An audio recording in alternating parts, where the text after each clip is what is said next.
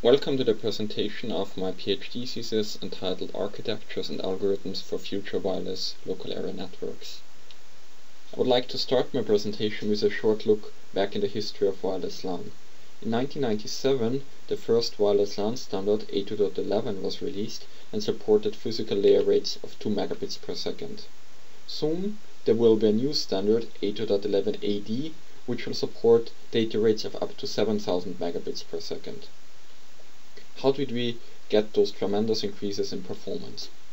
Well, let's look at the carrier frequency. In 802.11, the carrier frequency is 2.4 GHz, the modulation scheme is PPSK, and the channel bandwidth is 20 MHz. In 802.11ad, the carrier frequency is 60 GHz. We use modulation schemes of up to QAM 256 and a channel bandwidth of up to 1800 MHz. This tremendous increase comes at a price. For example, a carrier frequency of 60 GHz propagates not as far as a carrier frequency of 2.4 GHz. Similarly, the QAM 256 modulation scheme requires higher signal-to-noise ratios compared to PPSK. And also, channel bandwidth of 1800 MHz is harder to propagate over large distances when compared to channel bandwidth of 20 MHz. So in order to achieve those very high data rates, we need very small wireless LAN cells in which the stations are close to the access points. If we have such small wireless LAN cells, it is very important which access point the station selects. So think, for example, in the case of mobility. If we have a station that is moving here, then it needs to switch between the access points because it needs to stay connected to an access point that is close by. A similar case is access point selection for load balancing. So here, a station can be, for example, close to this yellow access point, but there could be other users already using the yellow access point. In this scenario, it would be beneficial for the blue station to connect to the green access point because there are no other users using the green access point currently. This need for access point selection brings me to the research questions that I consider in the thesis. The first question is, which access point should a station select at a given time? The second question is, how to design and implement an architecture that enables the fair resource distribution and mobility management. And the third question is, how to estimate the quality of an access point. Let's start with the first question. Again, here we have 3 access points, but in this example the access points can transmit data at 2 different rates, at 6 megabits per second or 54 megabits per second. The 6 megabits per second rate requires a lower signal strength for reception, and thus the communication distance is larger. If we now have a user that is moving along this line, the question is, when should it use which access point? One could assume that a greedy scheme is best here. The greedy scheme would mean that we always connect to the access point which currently offers the highest signal strength. So at first we will use the yellow access point, then we will perform a handover and connect to the green access point, and then later we will perform a handover again and connect to the blue access point. Such greedy scheme is good as long as the cost of the handover is small. But if we have a cost of the handover, that means when we do a handover, we first need to connect to the new access point. We need to negotiate encryption keys and authentication parameters, and then we need to obtain network addresses and so on. If that cost is very high, it might not be beneficial because during a handover we cannot transfer any data. So if we have a very high cost here, it might be beneficial to only use the yellow access point and not the blue access point, and not the green access point. So in other words, given a certain cost for a handover, when is it beneficial to perform that handover? To answer this question, a formulate and optimization model in the thesis that takes as parameters the cost of a handover, the link rates between the access points and the stations, and the interference in the networks. The system characteristics are described by constraints on the wireless link capacity, and also by the fact that a station can only download data after it has been connected to an access point for a certain amount of time. That is to model the cost of the handover. The objective of the optimization problem is to maximize the minimum average throughput in a network. The optimization problem constitutes a mixed integer linear program which can be solved straightforward with a commercial solver, and the output of that problem will be which station uses which access point at what point of time and which rate it can use for downloading. This model that I propose in the thesis assumes that we have perfect knowledge of the future, which of course is not realistic. However, the model gives us a possibility to evaluate other, simpler schemes that have not the perfect knowledge of the future, and we can see how good do we get when compared to this upper bound provided by the optimization model that is proposed in the thesis. And that's also exactly what I did. So I compared the results of these optimum associations with associations that are computed with a greedy scheme, so that was the scheme where you always connect to the currently best access point, with a hysteresis scheme where you connect to a new access point if the new access point is better than a certain amount than the current access point, and by a k handover scheme, so that k handover scheme means we only allow k handovers during a certain amount of time, and k is a parameter, just some number that you can choose when applying this scheme. The simulation assumption here were that we have mobile stations that walk on corridors, or users with mobile stations that walk on corridors in the computer science department here, and we have access point positions in the computer science department, and then the users walk, and when they arrive at the junction, then they will randomly decide where to walk. So that's a random waypoint model with fixed waypoints. The comparison metric here is the normalized throughput, and that means we look at the throughput relative to the optimum computed by this dynamic model, and a value of 1 means that we achieve the optimum. In those plots here, you see the impact of mobility and the impact of handover cost on the performance. Let's start with the left side. The graph shows the normalized performance on the y-axis and the speed on the x-axis, and you can observe that with a speed of 0, so the stations are not moving, we achieve around 80% of the performance of the optimum. As the speed is increasing, the relative performance is going down to about 30% or less. Interestingly, the greedy scheme and the k handover scheme achieve almost identical results. That is because with the k handover scheme we only delay handovers by a short time, but eventually we will still do a handover, even though that handover is not optimal. So we can conclude that more mobility or higher speeds will result in less performance. Also looked at the impact of the handover cost. So the handover cost was the duration for which we have to wait until we can download data once we have connected to a new access point. And you can see also here there's some impact of the handover cost on the performance. However, the decrease is not as sharp as when we increase the speed.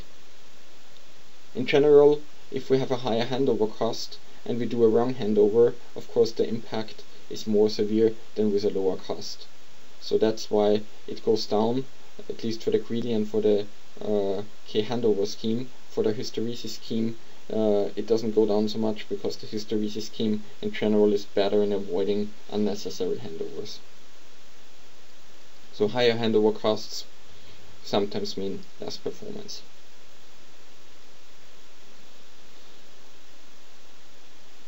In those future wireless LANs with small cells, mesh networks might play a big role.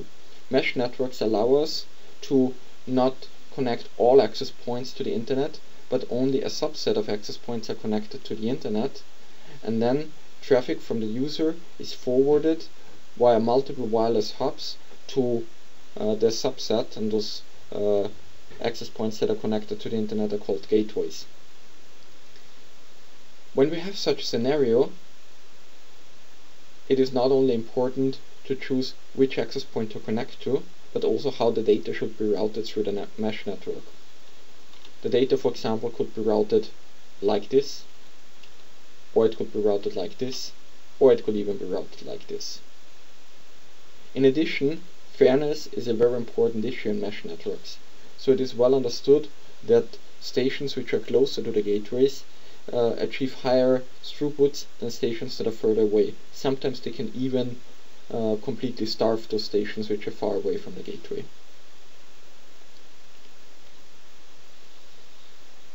In order to compute those optimal associations in mesh networks, again I formulated an optimization model. This time the parameters are a network graph that tells us about the network connectivity, an interference set that informs us which links interfere with each other, and association opportunities that describe which stations can connect to which access points. The constraints here are quite similar to the initial problem that I presented before, but in addition we have some flow conservation constraints to ensure that mesh nodes itself do not generate any traffic, but only the end nodes for the internet.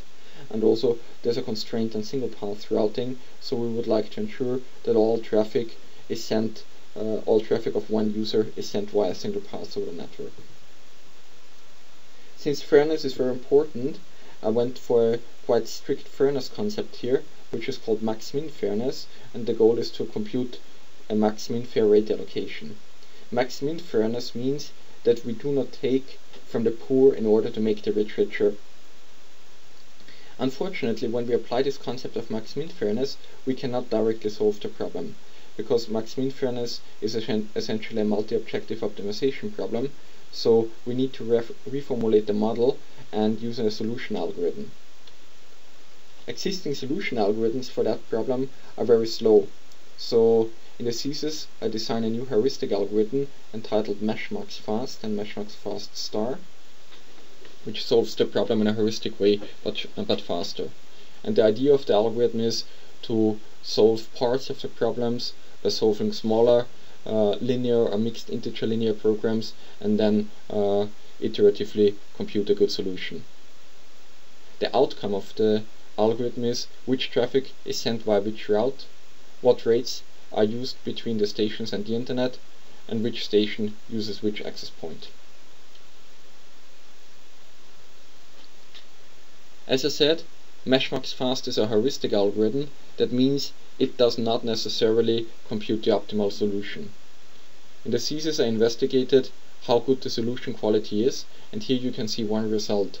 So here you can see the performance relative to the optimum, whereas 1 again means we achieved the optimum performance, and I plot here the CDF. So you read it as follows. You go on the y-axis and say, for example, in 50% of the cases what happens there, and you can observe that in 50% of the cases, with the red line here, we achieve a performance that is greater than 95% of the optimum. I compare here MESHMAX-FAST and MESHMAX-FAST star. The difference between those algorithms is in the start condition of the algorithm, and MESHMAX-LP, which is a straightforward linear relaxation and an algorithm that uses a linear relaxation of the initial integral problem that was very hard to solve. In general, we would like to make sure that the curves are close to the lower right corner, because that means we are close to the optimum most of the time. And as you can observe, with MESHMAX-FAST we are actually close to the optimum most of the time. The straightforward linear relaxation is worse in the tests.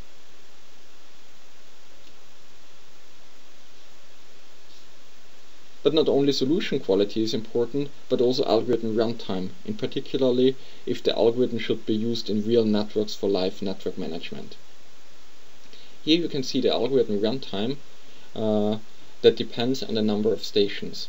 So for a network that has 30 stations, MESHMAX-Opt, which is the top red line, takes more than 1000 seconds on average to find the solution. In comparison with the MESHMAX-FAST algorithms, we can compute a solution in less than 10 seconds, but still have comparable solution quality. MESHMAX-LP here is somewhere in the middle. It's faster, it takes longer than MESHMAX-FAST, but is not as slow as the MESHMAX-Opt, which is this hard integral problem to solve. Having this algorithm leads to the question, what would be an appropriate architecture to actually apply the algorithm in a real network?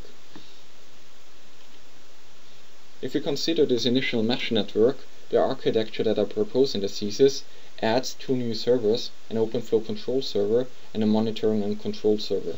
The monitoring and control server collects information about the network to build the network graph, and it runs MESHMAX-FAST to compute what is the optimal network configuration. Then it triggers actions at the OpenFlow control server. The OpenFlow control server can configure routes in the network, can configure rate shapers to enforce the computed rate at the gateways, and it can trigger handovers of stations. The access points then, they are programmable using the OpenFlow protocol, and in addition they run a legacy routing protocol in a virtual network that allows to build up a signaling channel to the OpenFlow control server. I have implemented a proof of concept implementation of that architecture and tested it in a real network. The network topology here is shown on the left side, whereas the green nodes here are mesh gateways and the yellow nodes are mesh access points that are not connected to the internet.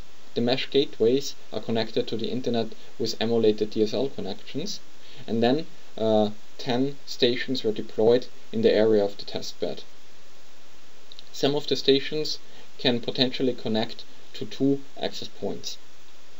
In the comparison then, I evaluate what is the download rate we can achieve when downloading data from the internet to the stations with MESHMAX, so that is the optimal solution computed with MESHMAX, with an SNR based association scheme where the stations connect to the access point with the highest signal strength, and a hop count based association scheme where the stations connect to the access point that has the lowest hop count to the next gateway. You can see here in the graph that the blue line is above the green and the red line, so that means on average we achieve a higher throughput with MESHMAX-FAST. However, I should also mention here that not always MESHMAX-FAST completely avoids starvation of the users. Even though there would be the resources allocated for users 8 and users 10 in a network, the users don't download at the full rate that they could download with. So this is one problem of TCP congestion control in multi-hop wireless networks, that sometimes not the full capacity is utilized.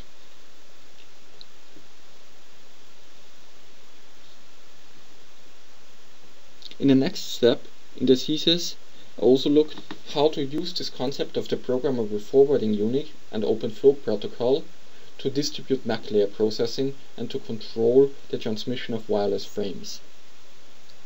The idea here is, instead of having one access point that has a lot of functionality and that does all the MAC layer processing on the access point, to split up the access point in virtual and physical access points. The virtual access point to all the MAC layer processing, all the non-real-time MAC layer processing, while the physical access points, they are just here to forward MAC layer frames. So those are very simple units that forward MAC layer frames, and they need to do some certain very real-time critical MAC layer functionality.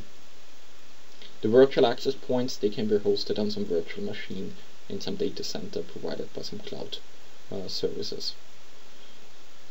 The virtual access points and the physical access points are connected with an OpenFlow enabled network, and that OpenFlow enabled network can be programmed with an OpenFlow controller. The OpenFlow controller then can configure, for example, which virtual access point is connected to which physical access point. and this is a very useful control primitive as it enables simple handovers. So, for example, consider a station downloading traffic here from the internet, and now we would like to move all traffic from the yellow access point to the green access point. So we only need to send a change flow table entry, and then the flows will be redirected via the green access point, and now traffic is sent just via the green access point. Notice when we do this handover from the yellow to the green access point, the stations stay connected with the same virtual access point all the time, so they do not need to reassociate. And this is very beneficial, as the measurements in the thesis reveal. So here you can see the number of lost packets during a handover when using CloudMAC and the standard 802.11 reference network, which is here the black line. You can see in the distribution function that the median reduction in packet loss is from approximately 10,000 packets with the standard system to 3.5 with CloudMAC. That is because we don't have to reassociate when we do a new when we redirect the traffic to a new access point.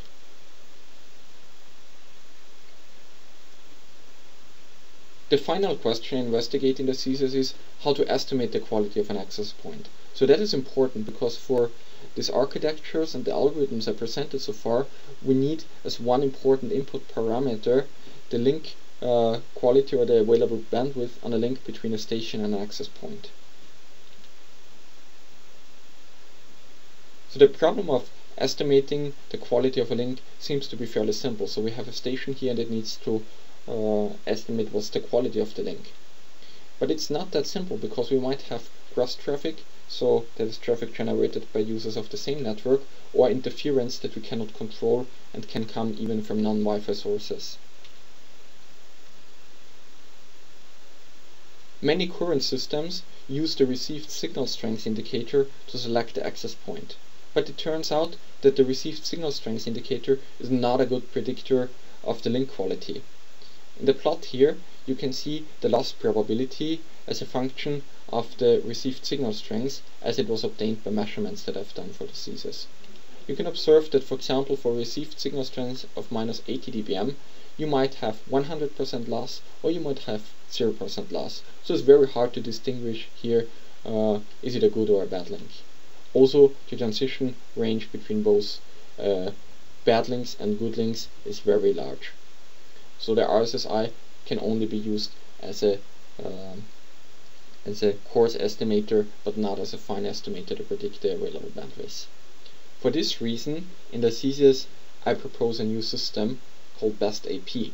The idea of BestAP is to use regular data traffic to estimate the available bandwidth on a link. It works as follows. So we have a station here connected to the yellow access point, and while the station is transferring normal data packets, the yellow access point is collecting statistics about packet loss and channel utilization, and based on a mathematical model developed in the thesis, it will estimate the available bandwidth and send this estimation to a BestAP server. Since we would like to have bandwidth estimates from access points all around us, from time to time the station will request a handover at the BestAP server, which then reconfigures the network, and using an optimized procedure, the station performs now handover to the green access point. From there on, the station now is downloading data via the green access point, and the green access point can also collect some statistics and send them to the BestAP server. The BestAP server merges the estimates and sends them, for example, to the user terminal, or could also send them to the MESHMAX algorithms to decide which associations should be done.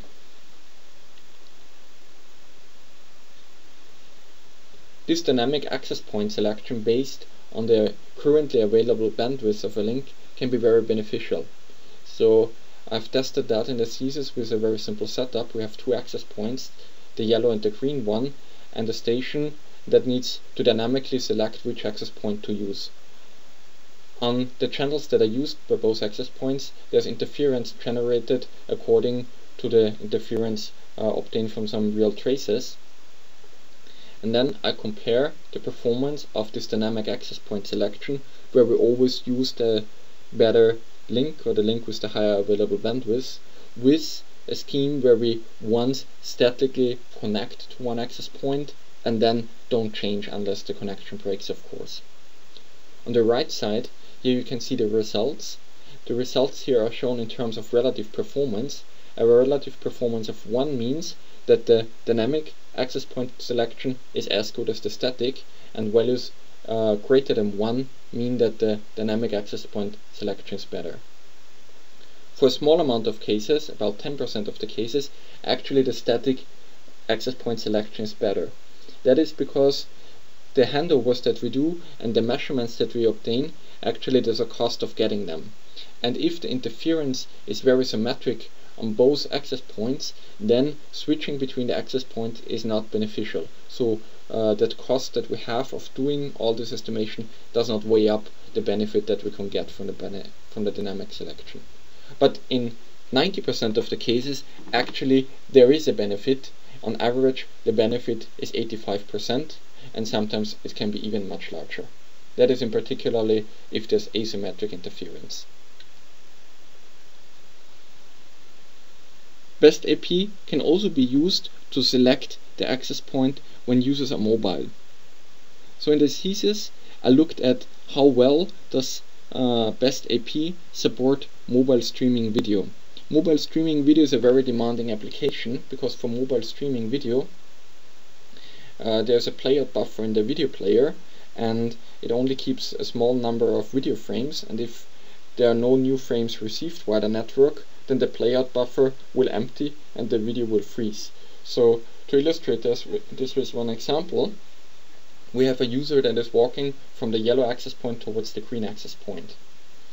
So in the beginning the signal strength is high and everything is fine. If the user moves further, the quality starts to decrease and also the buffer level starts to go down. If the user moves even further, then the connection completely breaks at some point and the buffer goes down very rapidly. When the buffer is at 0, the video playout freezes and the user notices something is wrong. The user keeps walking, and at the same time the station will start to scan for new access points, and after a while it will have detected a new access point, connect to the new access point, and then the video playout buffer level goes up and the video playout resumes. We call that time between when the video starts to freeze and when the video resumes again video freeze duration. And the goal here is to optimize the handovers between the access point, so to minimize the video freeze duration. I have evaluated how well Best AP is suited to do so in the following setup. So there was a long corridor in an office building in Berlin, and access points were deployed there, and then I was walking along with one laptop while watching a live video and recording whether the video was freezing or not. So I was walking along here, and I compare here different schemes.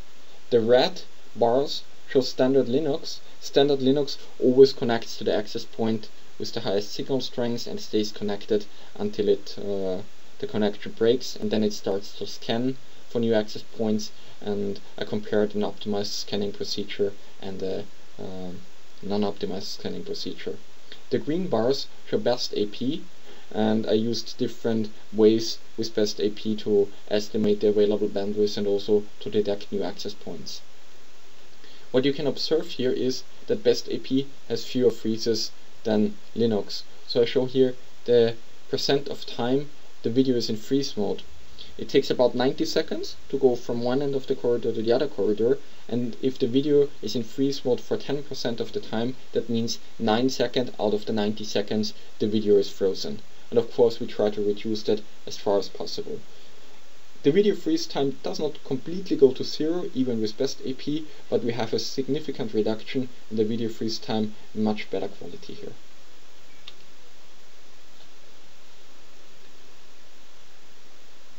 So to summarize, what were the contributions presented, what are the contributions of my thesis? In the field of the theoretical study of access point selection, we have 3 main contributions. The first contribution is the I presented a model that considers the handover costs explicitly when selecting a new access point. This has not been done before in literature. Similarly, this model that allows us to compute a max-min fair rate allocation and single path routing in wireless mesh networks has not been done in literature before. When it comes to the architecture, the proposed architectures, so there was the mesh controlling the architecture for the mesh networks was one of the first ones that uses OpenFlow for controlling multi-hop wireless transmissions. Also, CloudMAC is one of the first architectures that is using OpenFlow to control the wireless MAC layer. When it comes to the quality estimation of access points, I have developed a new bandwidth estimation method and system called BestAP and shown through measurements that it improves the quality of streaming video. Of course, the results of the thesis opened up new questions and potential new research topics. Some of them I've already started working on. So one interesting topic is to apply other modeling frameworks to the same problems. For example, convex optimization could lead to more realistic models, and robust optimization could allow to account for inaccuracies in the parameter estimation. Further, it would be beneficial to unify the architectures, for example, to use CloudMAC in wireless mesh networks and to integrate the bandwidth estimation system in the whole system. And then comprehensive tests in large-scale networks should be done, for example, with more realistic traffic loads, and then also the scalability could be studied in real networks, not just in simulations as done in the thesis. But I think those are topics that would be very suitable for future PhD students.